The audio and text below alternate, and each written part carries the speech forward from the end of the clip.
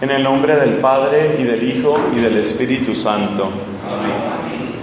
Dios te salve María, llena eres de gracia, el Señor es contigo. Bendita tú eres entre todas las mujeres, y bendito es el fruto de tu vientre, Jesús. Santa María, Madre de Dios, ruega por nosotros pecadores, ahora y en la hora de nuestra muerte. Amén. Vamos a encomendar en otra Ave María el futuro sacerdotal de nuestra diócesis, orar por las vocaciones. Dios te salve María, llena eres de gracia, el Señor es contigo. Bendita tú eres entre todas las mujeres, bendito es el fruto de tu vientre, Jesús. Santa María, Madre de Dios, ruega por nosotros pecadores, ahora y en la hora de nuestra muerte. Amén.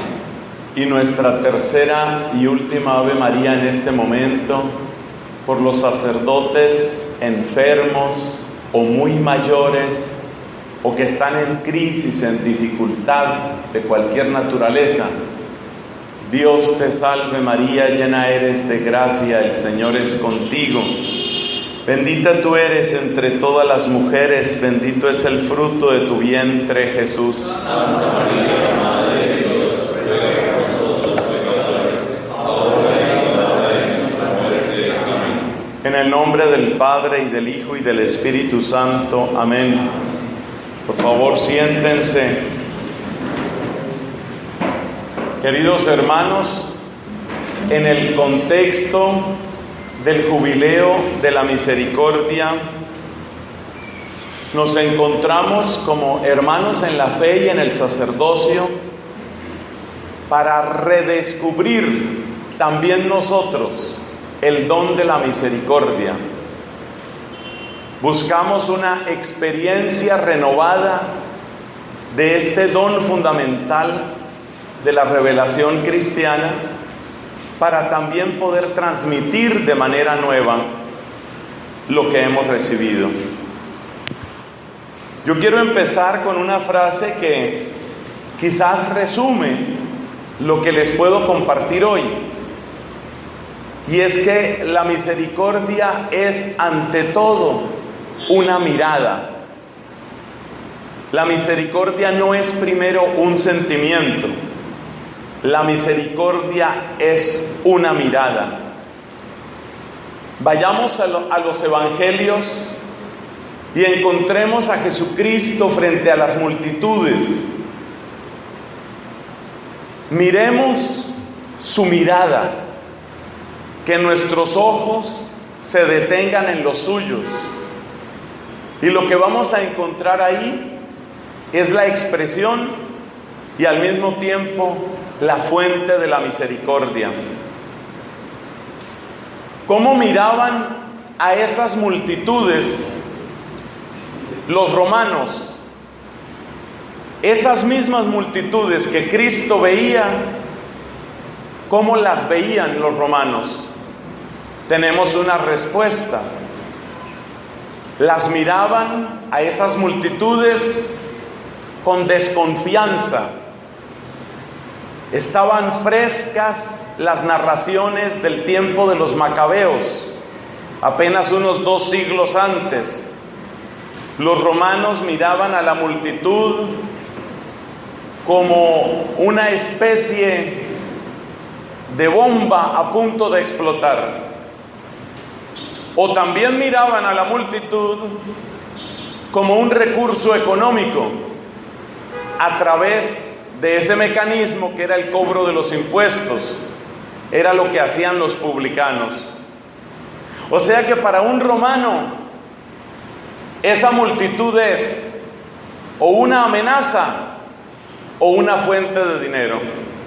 Esos son los ojos del romano. ¿Cómo son los ojos de los fariseos frente a esa multitud? El capítulo 9 del Evangelio de Juan nos da la respuesta. En ese episodio del ciego de nacimiento, aparece esta frase en boca de uno de los fariseos exasperado porque no puede negar el milagro que Cristo ha hecho. Le han preguntado al ciego de nacimiento, ¿cómo te curó? ¿Pero cómo te curó? ¿Pero qué te hizo? Han traído a los papás del ciego, ¿es este su hijo? Han tratado de negar por todas partes el milagro y no han podido. En esa impaciencia, uno de los fariseos dice esta expresión que es muy significativa. Óigala bien. Esos que no conocen la ley son unos malditos. Esa es la mirada del fariseo. La verdadera mirada del fariseo frente a la multitud es esa.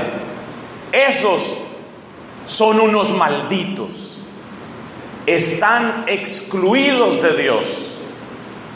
Es lo que significa originalmente esa palabra maldito. Unos excluidos de Dios. Y sin embargo, Jesús en otro pasaje reprocha a los fariseos que recorren el mundo entero, les dice, por lograr un prosélito. Entonces, ¿cómo miran los fariseos a la multitud? Los miran como unos malditos, pero también los miran como una fuente de caricia para su ego. Esa es la mirada típica del fariseo. Y así podríamos analizar otras miradas. Los celotas de aquel tiempo ven a las multitudes como posibles reclutas, posibles vocaciones para la guerrilla de ese tiempo. Así los miran. Es importante recordar estas miradas para luego detenernos en la mirada de Jesús. La mirada de Jesús queda resumida en estas palabras: se compadecía de ellos porque estaban cansados, extenuados, abandonados, como ovejas sin pastor. O sea que hay una novedad en la mirada de Cristo. Cristo no los mira para despreciarlos, no los mira para utilizarlos, no los mira para excluirlos, los mira de un modo nuevo. Esa es, hermanos, esa es la novedad de la misericordia, y esa es la mirada nueva. Punto primero de nuestra introducción. Observemos que en el logo del Jubileo de la Misericordia aparece el abrazo entre el buen samaritano y el herido, que también es el abrazo entre el pastor y la oveja. Y algo muy extraño es que el ojo del pastor se vuelve ojo de la oveja, y el ojo del samaritano se vuelve ojo del herido. Por eso, si ustedes miran con detalle el logo de la misericordia, ustedes ven que hay dos personas, pero solo hay tres ojos. Algunos le buscan significado extraño, masónico. No tiene nada que ver con eso. Lo que sucede es que el logo del Jubileo de la Misericordia invita a todos, pero especialmente a nosotros, los sacerdotes, a que lleguemos a fundir nuestra mirada con la mirada de Cristo. El ideal sacerdotal para el Jubileo de la Misericordia es que nosotros regresemos a nuestras comunidades contagiados de la mirada de Jesús, el buen pastor. Segundo punto en nuestra introducción. Recordemos a este gran hombre, Juan Pablo el Grande, Juan Pablo II, San Juan Pablo II. En un documento que yo creo que a la mayoría de nosotros nos ha marcado, que se llama Pastores Dabo Vobis, el Papa Juan Pablo II examina la complejidad y la riqueza de la vida sacerdotal. Y en ese análisis, él distingue muy bien varias dimensiones, concretamente 4 dimensiones, lo cual ha sido una gran guía en la formación sacerdotal y religiosa desde ese tiempo. Esas dimensiones seguramente las sabemos de memoria: dimensión humana, dimensión intelectual, dimensión espiritual y dimensión apostólica o misionera o de evangelización. Son como 4 aspectos de nuestra vida como sacerdotes que no debemos perder, no debemos descuidar. No se puede enfatizar tanto el aspecto intelectual que se nos olvide que la mejor teología se hace de rodillas. Pero no se espera que uno que es pastor de almas se dedique tanto a la oración que nunca tenga tiempo para atender el rebaño. O sea, hay un balance que es necesario. ¿Y dónde se encuentra ese equilibrio? El mismo Papa Juan Pablo nos da la respuesta. El equilibrio, el balance, el centro unificador de la vida sacerdotal es lo que él llama caridad pastoral. Fíjate que estamos en la misma línea de la misericordia, la caridad pastoral. Es decir, por amor estudio, por amor pastoral estudio. Entonces mi estudio no es una fuente de engrandecimiento personal, no es un simple acumular títulos. Es una expresión de mi esfuerzo por prepararme en lo que debo prepararme para servir a mis hermanos. Por amor pastoral, cuido mi oración y oro por el rebaño. Por caridad pastoral, se realiza toda la evangelización y el trabajo catequético y misionero. Por caridad pastoral, tengo que cuidar también mi dimensión humana, porque el descuido en esa parte tan importante de nuestra dimensión humana, muchas veces le creamos obstáculos o trabas al evangelio al salir al encuentro de los demás.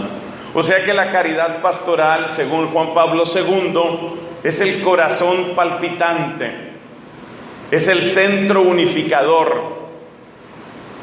Lo cual también significa que si falta esa caridad pastoral, las distintas dimensiones nuestras se empiezan a dislocar, se empiezan a perder. Eso puede pasar en una comunidad religiosa, eso puede pasar en el clero diocesano. Aquí no importa si somos diocesanos o religiosos, a todos nos puede pasar. Y cuando eso sucede, empezamos a desbalancear nuestra vida. Le empezamos a darle tanto peso a que yo tengo que sacar mi título, o tanto peso a que yo tengo que entregarme a la gente, que descuido mi salud o descuido mi oración o cualquier otra dimensión. Entonces, ese centro es indispensable, pero si nos preguntamos cuál es esa caridad pastoral de la que nos ha hablado Juan Pablo II, volvemos al mismo tema de la mirada. Fíjate que la mirada compasiva, la mirada cargada de ternura de Cristo, no una ternura como sentimiento superficial, sino como conciencia del daño que el prójimo ha experimentado. Si volvemos a esa mirada, nos damos cuenta que es el mismo lenguaje que nos ha planteado Juan Pablo II. Cada papa se expresa a su manera. El Espíritu Santo seguramente requiere que nosotros oigamos el mismo mensaje de distintas formas, pero creo que esa alusión a este gran pontífice nos sirve de referencia y de ancla en nuestra reflexión. Tercer y último punto en esta introducción a nuestro jubileo sacerdotal. Volvamos al capítulo 3 de los Hechos de los Apóstoles. Es interesante en ese pasaje que cuenta la curación de un paralítico, el que se sentaba junto a la puerta llamada Hermosa. En ese pasaje hay varios elementos que yo creo que son útiles para nosotros. Nos dice la Escritura que este era un paralítico de nacimiento, y nos dice que lo llevaban, obviamente no podía moverse por sí mismo, y lo ponían ahí, lo dejaban ahí en esa puerta. Quiere decir que para estos apóstoles, que eran gente creyente y piadosa, ese paralítico seguramente no era un desconocido. Llevaba muchos años ahí, pero hay un año en el que por fin se vuelve visible. Es decir, volvemos al tema de la mirada. Podemos decir que la misericordia, esa misericordia que reciben los apóstoles con el don del amor divino, esa misericordia les da las gafas para empezar a ver al prójimo que antes no veían, porque ese paralítico estaba ahí siempre, pero no lo habían visto. Yo a veces me pregunto, haciendo mi examen de conciencia como sacerdote, ¿a cuánta gente yo no veo? ¿Cuánta gente se me volvió paisaje? ¿A cuánto dolor se han acostumbrado mis ojos? De modo que ya parece normal. Es muy interesante en los orígenes de la vocación de la beata, pronto canonizada, si Dios permite, Santa Teresa de Calcuta. Es muy interesante en los orígenes de la vocación de ella, cómo se da un fenómeno parecido al de Hechos de los Apóstoles capítulo 3. En esa enorme, ruidosa y cruel ciudad de Calcuta, literalmente la gente se muere en la calle, sobre todo los que están por fuera del sistema de castas de la India, los llamados parias. Si un paria se enferma, se queja, agoniza y muere en la calle, es parte del paisaje, nadie lo ve, es invisible. Pues bien, la misericordia hace visibles a aquellos que antes para mí eran paisaje. Yo soy un poco un soñador, si lo quieres ver de esa manera. Y yo pienso en este grupo que tengo aquí, mis hermanos sacerdotes, diócesis de La Guajira, y yo digo, la gracia de Dios es tan poderosa. Estamos viviendo nuestro jubileo sacerdotal. ¿Qué tal que un toque del Espíritu Santo hoy te permita, hermano, llegar a tu mundo, el de siempre, como los apóstoles cuántas veces habrían entrado al templo, volver a ese mundo y empezar a descubrir los paralíticos, empezar a descubrir a cuánta gente la he tratado como paisaje? Es que nosotros hemos tomado una actitud demasiado resignada frente al dolor del mundo, que hay gente matándose, que hay gente drogándose, que hay gente prostituyéndose o que ha sido prostituida, que hay tráfico de personas, que hay desplazados, que hay hambre. Todo eso se nos va volviendo paisaje.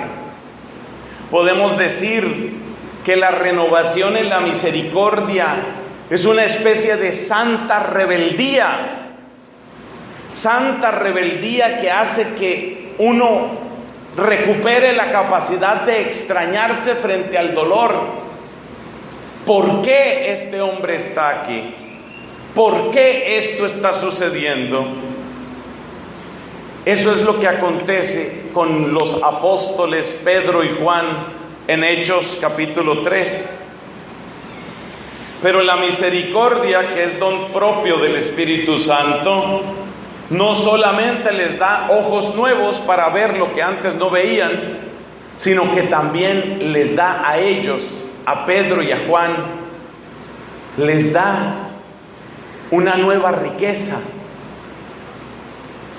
Lo que dice Pedro, lo conocemos bien: oro ni plata tengo. Normalmente esa hubiera sido la única respuesta de este pescador de Galilea. Alguien me pide dinero, no tengo oro ni plata. I'm sorry, lo lamento, no puedo hacer nada por ti. Quédate ahí, yo sigo mi camino. Pero el don nuevo del Espíritu que ellos han experimentado, según se cuenta en el capítulo 2 de Hechos de los Apóstoles, el don nuevo del Espíritu es el que hace que la frase no termine ahí. Porque casi siempre uno termina la frase en yo no puedo. Yo no puedo. Que hay gente matándose, que hay gente secuestrando, que hay explotación sexual de niños, de niñas. ¿Qué problema? Bueno, pues yo no puedo hacer nada. Hasta ahí llegamos. La novedad que trae el Espíritu es que hay uno que sí puede. Y ese que sí puede, que es el don del Espíritu, es el que obra en Pedro y en Juan. Oro ni plata yo tengo, yo no puedo hacer nada. Frente a las grandes calamidades de los sistemas injustos, llámense capitalismo, ponle el nombre que quieras. Frente a las grandes calamidades y los esquemas de muerte que traen los grandes sistemas económicos y de gobierno, yo no puedo hacer nada. Pero tengo una riqueza nueva. Y es importante que nosotros, en este día que yo llamo un día de retiro, para mí este es un día de retiro espiritual, el día de nuestro jubileo, es importante que nosotros nos abramos a la gracia del Espíritu para que nos diga lo que sí podemos. Porque estamos muy acostumbrados, como Pedro, antes de Pentecostés, a quedarnos solamente en yo no puedo. Lo lamento, hermano, pero yo no puedo hacer nada. Y hasta ahí llegamos. Pero resulta que ahora el Espíritu le da un plus, le da una fuerza, le da una gracia a ese, y ahora sí puede. Entonces yo sueño con que nosotros sacerdotes, que muchas veces hemos dicho yo no puedo hacer nada frente a eso, revestidos con el Espíritu Santo, digamos, yo como persona humana no puedo, pero tengo otra riqueza. Eso también nos lo enseña Hechos de los Apóstoles capítulo 3. Y hay otro elemento que quiero destacar de ese mismo pasaje, y con eso cerramos nuestra introducción. Esta conferencia tiene 3 partes: la introducción, que estamos terminando, y luego otros 2 puntos, que son la novedad de la misericordia y el sentido de una iglesia en salida. Esas son las 3 partes de esta exposición. Entonces cerremos la introducción. Miren, Hechos de los Apóstoles capítulo 3 hay otra cosa que me fascina. Eso no es que me llama la atención, es que me fascina. Si usted mira en los evangelios, se da cuenta que había un tema permanente de discusión y de división entre los apóstoles. ¿De qué estaban discutiendo ustedes? Esa es la pregunta. Y la respuesta siempre es: ¿quién es el primero? En esa se la pasaban. ¿Quién es el primero? Seguramente por las diferencias que había entre ellos, las respuestas podían ser distintas. Sabemos que Natanael tenía el equivalente a un postdoctorado en Sagrada Escritura, porque para ser escriba había que haber estudiado hasta cerca de los 40 años. Entonces Natanael, conocido como Bartolomé también, podía decir: pues el primero soy yo, aquí nadie tiene las credenciales mías. Pedro podía decir: un momentico, el primero soy yo. Yo fui el único al que le dijeron: tú eres piedra y sobre esta piedra edificaré mi iglesia. Judas Iscariote o Simón el Zelota podían decir: un momento, cállense, los primeros somos nosotros, que no nos hemos quedado en la teoría, hemos arriesgado el pellejo para darle la gloria a Dios expulsando a los incircuncisos. Cada uno podía argumentar alguna cosa, podía decir algo, por su origen, por sus estudios, por su trabajo. Mi experiencia de la gracia es más grande que cualquiera de ustedes. Yo soy un publicano. Yo sí sé lo que es conversión. Ustedes no. ¿Usted qué va a saber nada, Juan? Cállese. Yo sí sé lo que es conversión, podía decir Mateo. Lo interesante de este análisis es que luego esas discusiones siguen en la iglesia. Y en la iglesia tal vez seguimos discutiendo quién es el primero. ¿Quién tiene la oficina más grande? ¿Quién tiene el cargo más importante? ¿Quién tiene la parroquia más visible? ¿Quién tiene más amistad con el obispo? ¿Quién tiene ideas que son las que quedan en el plan pastoral? Es decir, seguimos discutiendo. La discusión siguió sobre quién es el primero. Pero lo hermoso es ver en la Sagrada Escritura, sobre todo en la obra de Lucas, vale decir su Evangelio y los Hechos. Si ustedes le siguen la pista a la obra de Lucas, se dan cuenta que la discusión por quién es el primero va avanzando, pero se acaba en un punto. ¿En qué momento se acaba la discusión sobre quién es el primero? En la cruz. ¿En qué momento se acaba la discusión sobre quién es el primero? En Pentecostés. Cuando nosotros, y nosotros somos todos, cuando pasamos por debajo de ese árbol bendito de la cruz, cuando dejamos que el goteo de la sangre del crucificado nos bañe, dejamos de discutir quién es el primero. Porque en esa peregrinación a través de la puerta de la cruz, Cristo dijo: yo soy la puerta, ¿no? En esa peregrinación a través de la puerta de la cruz, no hay nada que lo distinga a usted de mí, porque usted necesita de esa sangre redentora y yo también. Entonces ahí se nos acaba la discusión de quién es el primero, porque lo único que yo puedo decir mientras cae sobre usted y sobre mí la sangre santísima de Jesús, lo único que yo puedo decir es: yo soy el primer pecador. ¿Quién lo dijo? San Pablo, capítulo 1 de 1 Timoteo. El primero entre los pecadores soy yo. Si te das cuenta lo que hace la cruz cambia el sentido de yo soy el primero porque tengo más poder, porque tengo más estudios, porque tengo más privilegios, porque tengo más nombre. La cruz cambia ese lenguaje, lo cambia por yo soy el primero entre los pecadores. 1 Timoteo capítulo 1. Pero luego llega Pentecostés, y Pentecostés es la experiencia misma del amor compasivo de Dios. Y en esa experiencia deliciosa del amor de Dios, cada corazón queda más que saciado. Efesios capítulo 3. Dios nos da más de lo que deseamos, más de lo que pensamos, más de lo que imaginamos. Y cuando uno ha recibido más de lo que desea y de lo que piensa y de lo que imagina, entonces se cumple lo que mi mamá, que de Dios goce, siempre trató de enseñarnos cuando éramos niños peleones. Deje de estar mirando platos ajenos.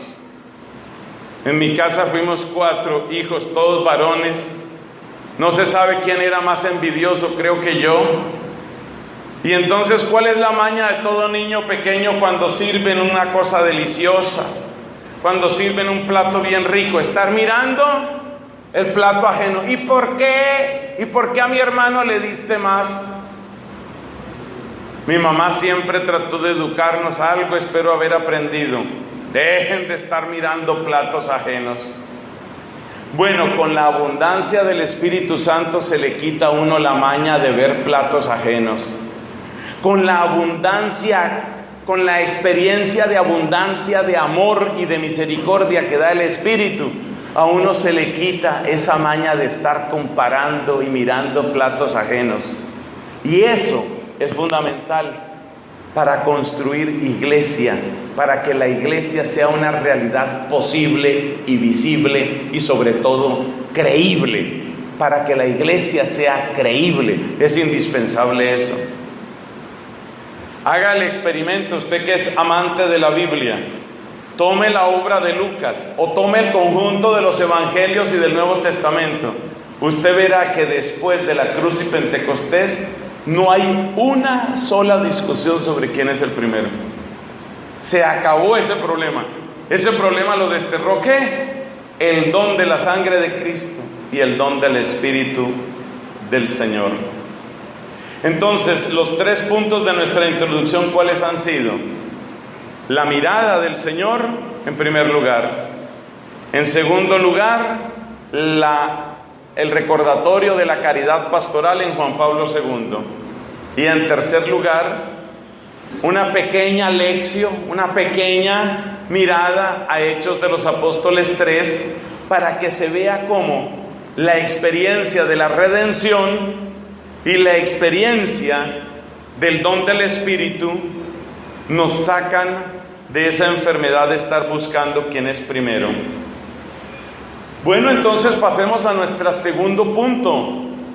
Superada la introducción, pasemos al segundo punto. ¿Cuáles son las novedades que trae la misericordia específicamente para nosotros?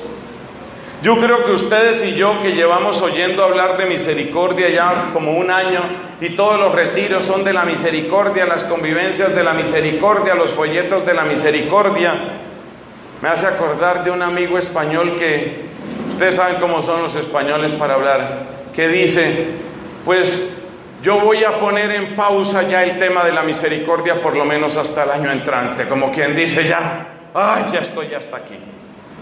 Por eso tenemos que hacernos esta pregunta. Para nosotros, ¿cuál es esa novedad? Quiero destacar 3 elementos. Esta es una predicación muy trinitaria, todo es de a 3. Entonces quiero destacar 3 elementos. Mire esta frase: la experiencia de la misericordia nos da un nuevo sentido de la justicia. Tradicionalmente se ve como una especie de tensión, por lo menos dialéctica, entre justicia y misericordia. Pero si lo miras bien, resulta que la misericordia renueva el sentido de la justicia. ¿De qué manera? De esta manera. La misericordia hace que en nosotros se vuelva viva una pregunta que se puede condensar en 4 palabras cortas. Y los que no,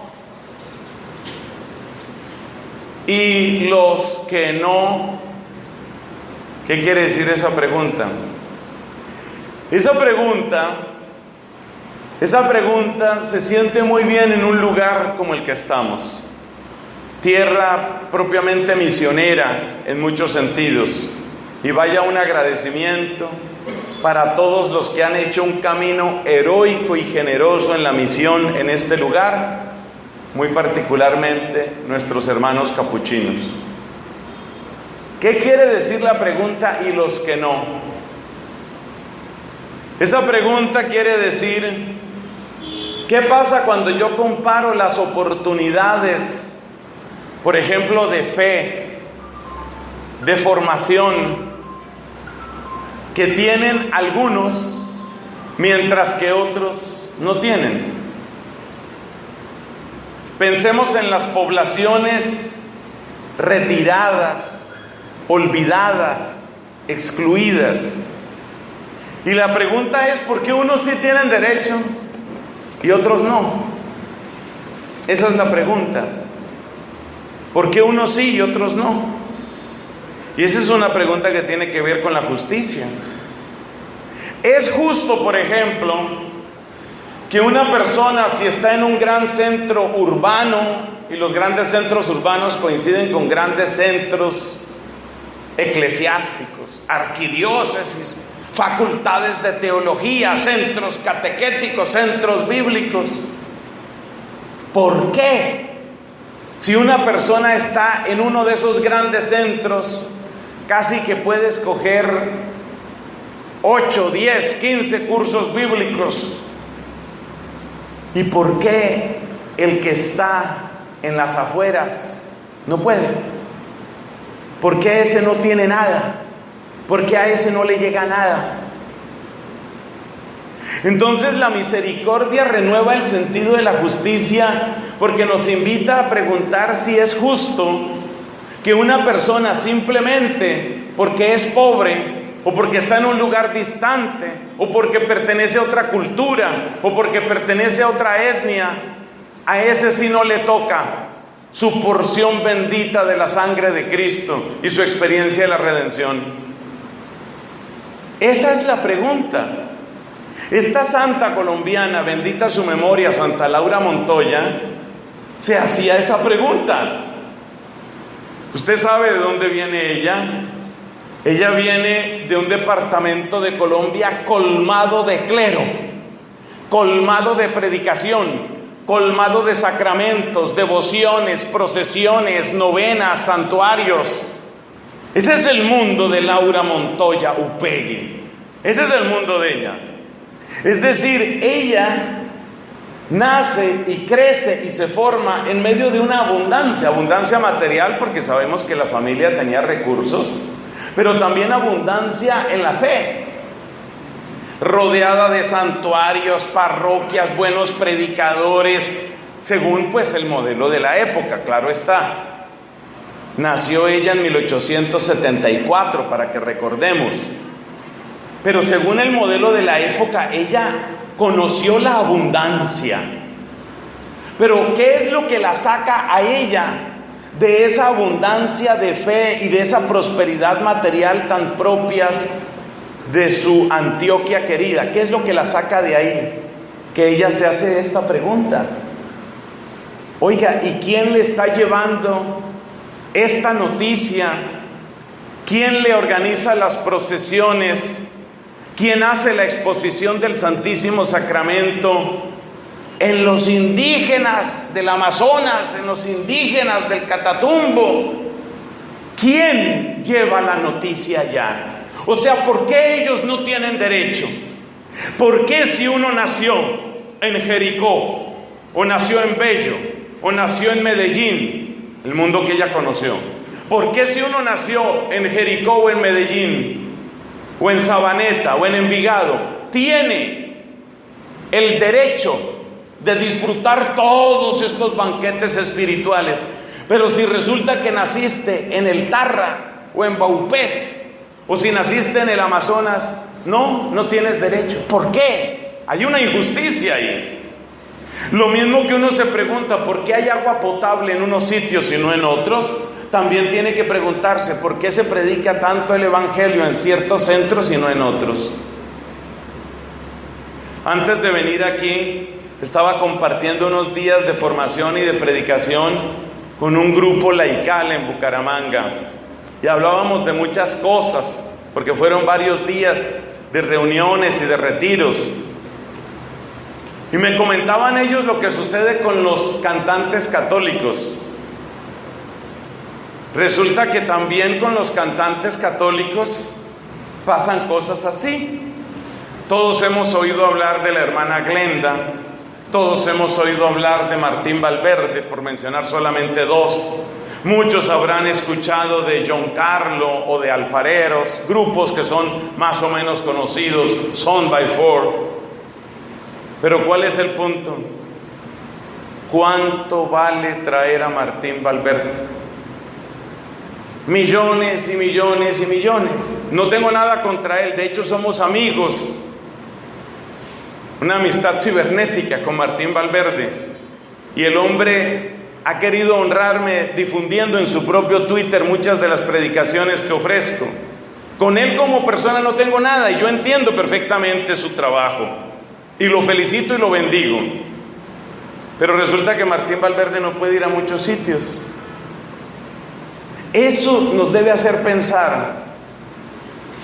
Y yo le agradezco, personalmente le agradezco aquí en público, le agradezco a mi provincial, el padre Said León, que en el caso de este servidor, él me ha pedido, y yo lo he hecho con mucho gusto, me ha pedido y me ha enviado a muchos sitios, porque uno no puede limitarse, como a veces nos pasa a los sacerdotes, a que yo soy solo Europa, Estados Unidos, Canadá y Australia. Uno también se puede volver fino, porque la pregunta de la misericordia es: ¿y los que no?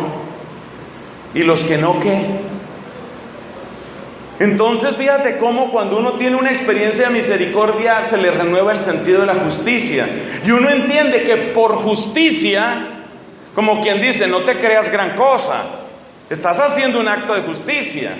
Eso de acercarte a lo que el Papa Francisco llama las periferias, eso no es que ahora resultaste héroe porque hiciste algo de eso, porque yo lo hice. Héroes no somos, estamos reparando una injusticia. Porque es injusto que si Cristo ofreció su vida, su amor, el don de su espíritu y el valor infinito de su sangre en la cruz, lo ofreció por todos, es injusto que no llegue a todos. Por eso la misión, en cierto sentido, es un acto de justicia. No es que yo sea un héroe por eso, sino que según mis posibilidades, que siempre serán cortas frente al tamaño de la tarea, según mis posibilidades estoy tratando de reparar una injusticia, porque es injusto que no llegue el valor de la santidad y de la sangre de Cristo a todas partes, lo cual también significa que hasta el último caserío a donde lleguemos, hasta el último, por favor, la predicación tiene que ser como de un padre de la iglesia, y la liturgia tiene que ser como de Santa María Mayor o de la Basílica de San Pedro, con lo pobre y con las limitaciones que hay. No debemos pensar, hermanos sacerdotes, que porque yo estoy en una ranchería por allá lejos, entonces aquí la liturgia se celebra de cualquier manera, o aquí llega cualquier padre porque no hubo más. ¿Por qué esa injusticia? ¿Por qué no se puede? ¿Por qué nos hemos acostumbrado a que no se puede que llegue una liturgia cuidada, pulcra, hermosa, inspiradora e inspirada hasta el último rincón? ¿Es que no tienen derecho ellos a conocer lo que es una buena liturgia? Quizás la custodia que pueden utilizar en la catedral privada será más costosa materialmente hablando que la custodia que podremos utilizar en la vereda de piedra perdida. Pero eso no le importa a Jesús, porque la custodia que a Él le interesa son las manos del sacerdote. Entonces, es acto de justicia que en esos últimos de los últimos rincones, en esos rincones, llegue toda la fuerza del Evangelio. Y por eso afirmo que la misericordia nos da un nuevo sentido de la justicia, un nuevo sentido. Y por supuesto, desde ese nuevo sentido se impone lo que el mismo Papa Francisco nos ha mostrado con su ejemplo y su palabra: una actitud de respeto y de delicadeza frente a cada prójimo que encontramos, porque tratar menos al que está lejos es ofender muy particularmente a Cristo, el cual dijo, Mateo 25, lo que hicisteis a uno de estos mis humildes hermanos, a mí me lo hicisteis. En segundo lugar, la misericordia nos da un nuevo sentido de la verdad. De la verdad. ¿Por qué de la verdad?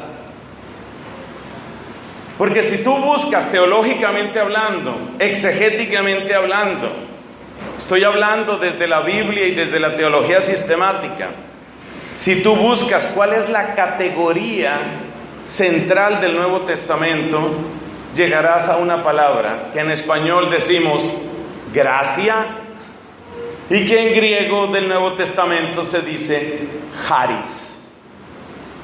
La palabra fundamental, la palabra central del Nuevo Testamento es charis. es gracia. ¿Y dónde se tiene entonces la experiencia más genuina, la experiencia más auténtica, más verdadera de la misericordia? Del Evangelio digo, en donde, repito la pregunta para que quede clara, en donde se tiene la experiencia más genuina, más fuerte, más verdadera del Evangelio, allí donde la gracia es más gracia. Y donde la gracia es más gracia, allí donde es mayor la necesidad. Eso nuevamente es lo que Francisco llama periferias. Allí donde es mayor la necesidad. O sea que escrutar, a mí me parece que este es el elemento más rescatable de la teología de la liberación, que en otros aspectos es tan cuestionable, pero ese no es nuestro tema hoy.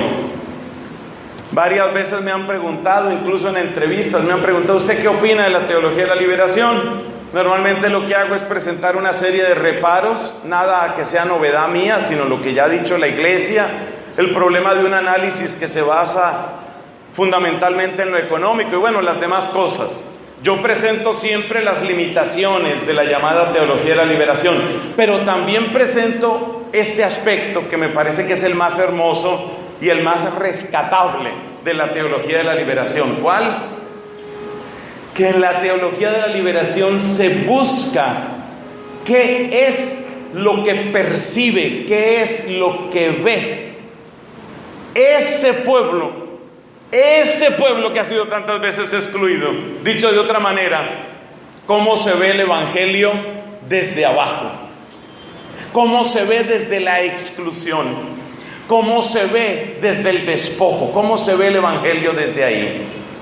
Y ese buscar cómo se ve el Evangelio desde ahí me lleva a una verdad profunda. Claro, se puede escrutar el Evangelio con herramientas exegéticas, patrísticas, históricas, sistemáticas, lingüísticas. Todo eso tiene su lugar. Y esos estudios en bibliotecas monumentales y con recursos tecnológicos magníficos tienen un sentido. Pero cuidado, que no se nos olvide que el Evangelio, como bien lo dijo el Papa Benedicto, empieza siempre y encuentra su núcleo en la palabra encuentro. Y ese encuentro es el encuentro con la gracia, el encuentro con la gracia divina. Por eso, la misericordia nos da un sentido nuevo ¿de qué? De la verdad del Evangelio. Porque nos devuelve a lo que es nuclear, lo que es centralísimo, lo que es más esencial en el Evangelio, la experiencia misma de la gracia. No le estamos quitando importancia a los estudios, ni a todo el griego, ni todo eso. Eso está muy bien, y todo ese es alimento que necesitamos.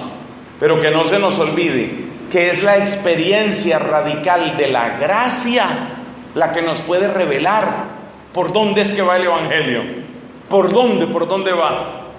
Y esa experiencia de gracia tiene que acontecer primero en nosotros, como arrepentimiento y conversión de nuestros pecados, y luego en nuestros hermanos, como oferta en la predicación y en las obras. Por último, la misericordia nos devuelve la experiencia y nos da un nuevo sentido del amor.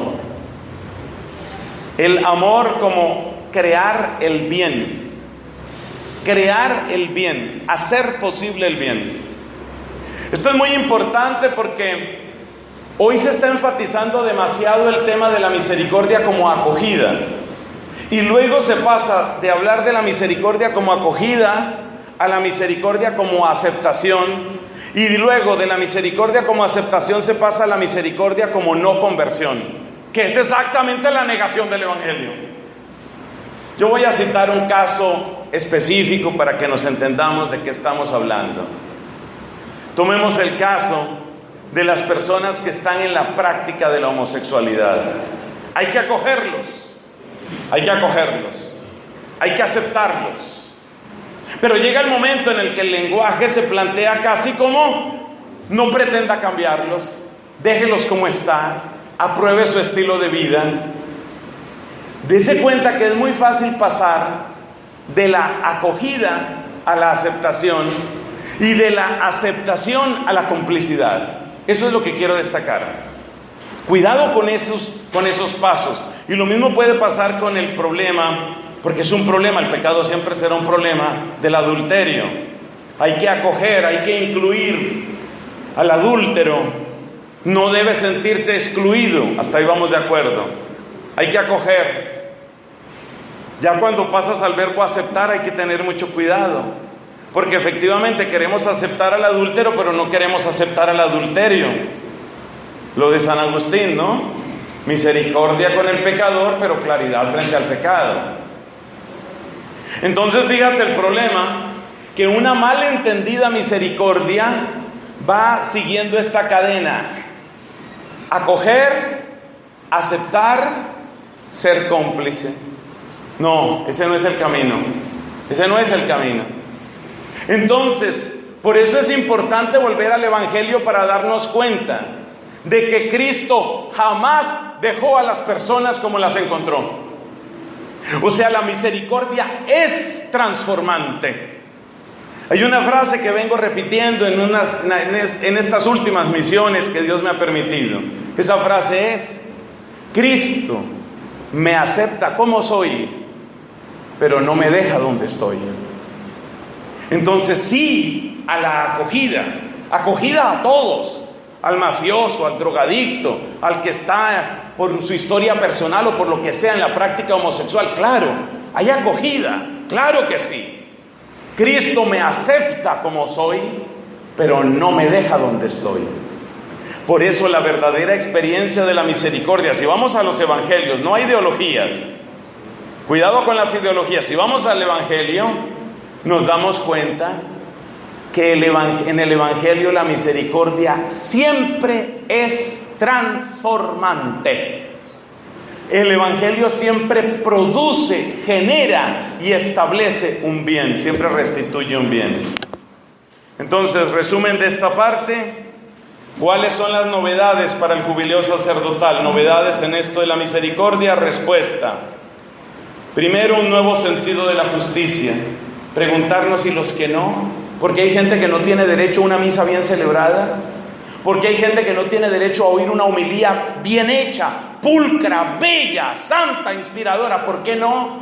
Porque son pobres, porque están lejos. ¿Por qué no? Nuevo sentido de la justicia. Luego, nuevo sentido de la verdad. El evangelio se percibe mejor, de hecho se percibe solamente desde la gratuidad. Y luego, nuevo sentido del amor, el amor que construye el bien. Llegamos a la conclusión: una iglesia en salida. No sé qué sienten ustedes en este momento, quizás un poco de hambre, un poco de cansancio, pero en mi caso, lo que siento sobre todo, precisamente porque es mi deber predicar de esto, lo que yo siento es necesidad de conversión. Y para mí el jubileo de la misericordia tiene que traducirse en eso para nosotros sacerdotes, en una conciencia de que uno también puede renovarse. A mí me mueve mucho el ejemplo de Santa Teresa de Jesús, que entró al convento siendo relativamente joven y tuvo su gran conversión hacia los 38, 39 años de edad. Eso significa que una gran parte de su vida estuvo marcada por la mediocridad, pero Dios la sacó de ahí. Y yo creo que tenemos que hacer de este jubileo de la misericordia una experiencia de mejoramiento y una experiencia de conversión para nosotros. Esa es la primera conclusión. Segunda, también son tres, hoy estamos trinitarios. Segunda conclusión: la conversión no es solo personal. Necesitamos lo que podríamos llamar, yo no sé si el término cabe, conversión como iglesia local, conversión eclesial. Finalmente, fíjate que cuando se acabaron las discusiones sobre quién es el primero, ahí empezaron a ser colegio de los apóstoles. Empezaron a hacer un grupo compacto. El día mismo de Pentecostés la gente no decía, ¿por qué este habla? ¿Por qué este habla? Sino porque ellos nos hablan el mismo lenguaje, el lenguaje de la gloria de Dios. Es decir, ellos empezaron a ser una comunidad. Por algo se celebra Pentecostés como el cumpleaños de la iglesia, dicen algunos. Porque ahí nace realmente la iglesia como comunidad que es capaz de hacer realidad lo de Efesios capítulo 4. Dice el apóstol San Pablo en ese texto, versículos del 1 al 16, dice San Pablo que tenemos que crecer a todos hasta la estatura del hombre perfecto, a la medida de Cristo en su plenitud, pero lo describe como una circulación de bienes a través de las articulaciones y coyunturas, dice San Pablo, Efesios capítulo 4. Entonces necesitamos conversión eclesial. En ese sentido veo yo esa palabra. Y conversión eclesial significa querer nuestra iglesia local. Conversión eclesial significa entender que esta vida sacerdotal, o como se dice a veces, este cuento del sacerdocio, este cuento de entregarse a Dios es duro. Y poder mirarnos los unos a los otros, hermanos, poder mirarnos como gente que está dando la pelea. Que cuando escuches hablar de un hermano sacerdote, tu primer impulso sea, ese también es un guerrero, ese también está peleando como yo estoy peleando. Esa especie de solidaridad profunda entre combatientes que estamos en el fondo enfrentando los mismos demonios. Esa solidaridad entre combatientes es parte de la conversión eclesial. Y es un modo muy concreto de experimentar la fraternidad como presbiterio, la fraternidad sacerdotal. Aprender que todos estamos en guerra y que esto es duro, que esto es fuerte. Y entender que en medio de nosotros hay también una cabeza visible. Así quiso Cristo que naciera la comunidad. Y nuestra cabeza visible es el Señor Obispo. Esa es nuestra cabeza visible. ¿Es perfecto? Seguramente no. Y si me pusieran a mí, yo tampoco, y seguramente lo haría peor. Entonces, es un acto también de compasión frente al sacerdote. Y oiga lo que voy a decir aquí, un acto de misericordia frente a aquellos que nos presiden. Un vicario general, o vicario de zona pastoral, o vicario de religiosos, finalmente, es otro combatiente que también recibe las balas y los insultos y las tentaciones y los cansancios, y que también es vejado por el demonio, lo mismo que el demonio pretende atacarme y destruirme a mí. Entonces la fraternidad sacerdotal está basada en esta experiencia, en la experiencia de que todos necesitamos de la misma gracia, todos necesitamos del mismo Cristo y todos necesitamos del mismo Espíritu. Así que la primera conclusión es necesidad de conversión personal, la segunda es necesidad de conversión eclesial, y la última conclusión es subrayar el nexo que todo este hermoso tema tiene con otras expresiones que resonaban hasta hace unos pocos años. No las dejemos perder. Fíjate que esta iglesia en salida es la misma idea de lo que hace unos pocos años se llamaba nueva evangelización. Nueva en su ardor, ¿te acuerdas que nos insistían mucho? Nueva en su ardor, nueva en sus métodos. Es lo mismo en el fondo. Cada tiempo el Espíritu Santo nos da el mensaje, quizás con otra palabra, pero en el fondo es lo mismo. Si retrocedemos un poquito más, en el fondo es el mismo mensaje de la inculturación. ¿Te acuerdas cuando se hablaba tanto de inculturación? En el fondo es lo mismo. Retrocedamos más, vamos a Pablo VI. Es la misma civilización del amor, lo mismo. Y si nos quedamos aquí, nos podemos devolver otras cuantas décadas y llegamos a la frase de San Pablo que se volvió lema episcopal y lema papal de Pío X: instaurar todo en Cristo. O sea, en el fondo la iglesia siempre es la misma y siempre es fiel a sí misma, Francisco nos lo dice con su lenguaje, con su experiencia, con su Buenos Aires y con su primerear y todas esas cosas que se inventan, pero es lo mismo. En el fondo es que el que ha recibido tanto no se puede quedar callado. Mi muy querida Catalina de Siena, doctora de la Iglesia, dominica virgen seglar del siglo XIV, lo resumía con esta frase con la que yo también termino. Decía ella: el alma, viéndose tan amada, no puede defenderse de amar. Me encanta eso. No puede defenderse de amar. Gloria al Padre, al Hijo y al Espíritu Santo.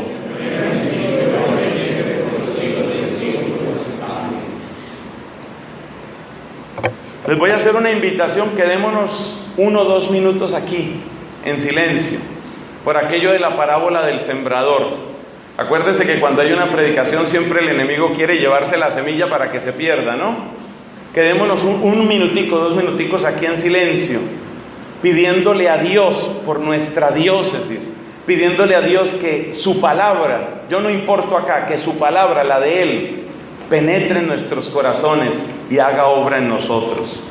Con esa intención permanezcamos en silencio un momento.